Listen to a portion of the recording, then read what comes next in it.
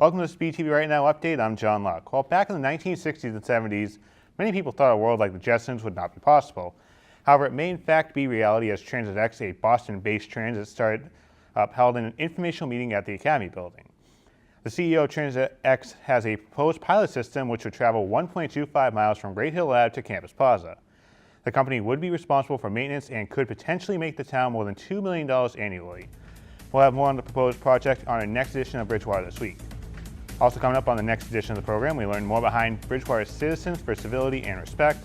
A producer from our BTV program looks for help from the public after his home is burglarized, and those lost to addiction are remembered in a moving tribute at a local church.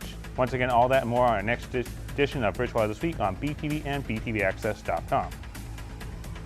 We turn now to an event that just about everyone in town will be watching on Sunday night. No, not the Puppy Bowl or the Kitten Bowl. However, the Super Bowl does kick off around 6:30 between the Falcons and the Patriots in Houston. And of course, with Super Bowl fever hitting the region, once again, we thought we'd share some facts with you. Sunday will mark the 9th Super Bowl in Patriots franchise history. They're 4-4 dating back to their first Super Bowl against Chicago. The Falcons have 9 postseason victories in franchise history dating all the way back to 1965, and Bill Belichick will be coaching in his 9th Super Bowl, which is a record.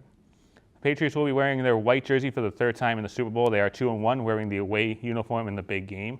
And the New England Atlanta matchup will feature the number 1 ranked defense against the number 1 ranked offense, with the Patriots holding the top spot on the defensive side of the ball. That's also a good thing as the top D is 4-1 against the top offense. And your bag of Tostitos will help you get home on Sunday night. Now, there is a reason behind this.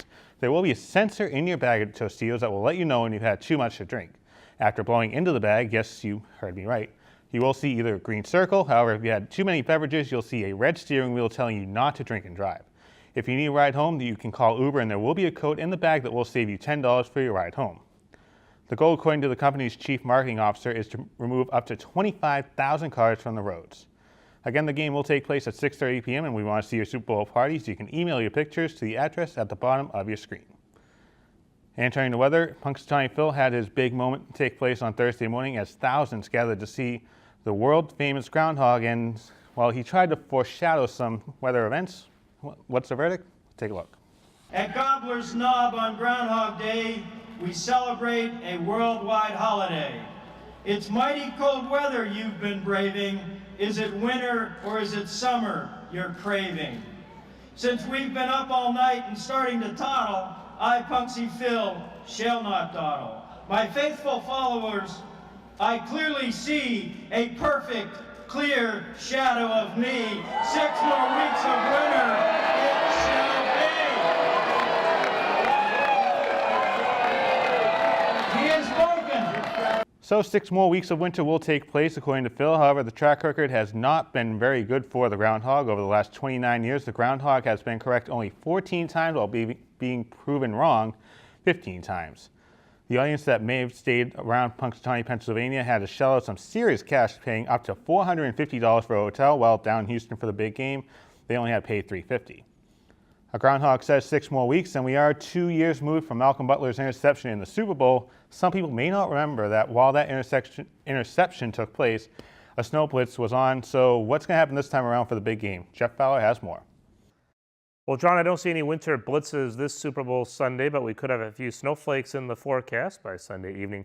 Had a few flakes move through the area today, right around lunchtime. It's starting to die down a bit. We still have some snow showers and snow squalls moving through upstate New York right now. And as we zoom in, you can see a few making their way still into Massachusetts. It's possible that we could have a few flakes here before the evening is out, but by 9 or 10 o'clock, we should be just about done. Now, here's a map as we look at later on Saturday night into Sunday. We'll actually have a storm system moving well offshore. High pressure will be moving to our south with a storm system up in Canada. And in between, we could squeeze out a little bit of rain and snowfall. So by the time we get to Tuesday, you'll see some overrunning with some warm air approaching the region. We'll still be pretty cold, and I think there'll be enough of a contrast so we could squeak out maybe a couple of inches of snowfall on Tuesday before it melts and turns to rain here by Tuesday night into Wednesday. Could get quite mild here by the time we get to Wednesday, but before that, again, Friday and Saturday we have sunshine, few clouds, but mainly on the dry side. It will be colder, near 30 for highs. Sunday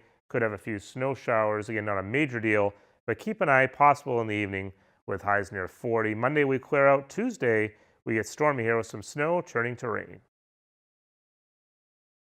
Thanks, Jeff. The BSU men's basketball team took on Framingham State, looking to keep pace with the top of the MASCAC standings, and with a win would extend their winning streak to a season-high 4 games. We have this men's MASCAC basketball matchup between the Rams of Framingham State University and your Bears of Bridgewater State University. Romanko skips it all the way across McGinnis. McGinnis goes inside, gets it to Carty, gets fouled and finishes. Led his team out of the gates in the second half. And a nice play, kind of stepping back and just hitting the floater there. What a pass. Fawaz Mass right down to Joe Carty. Carty gets it low. Isolation on Valburn. Pocket pass in. No look to DeAndre, and DeAndre finishes in the... Slowly starting to make a little run for themselves, starting to break away from the Rams. And Romanko with the corner 3 ball and hits it. Add to that lead. The Bears will just let them have this one. So Peyton throws down a dunk for the Buses.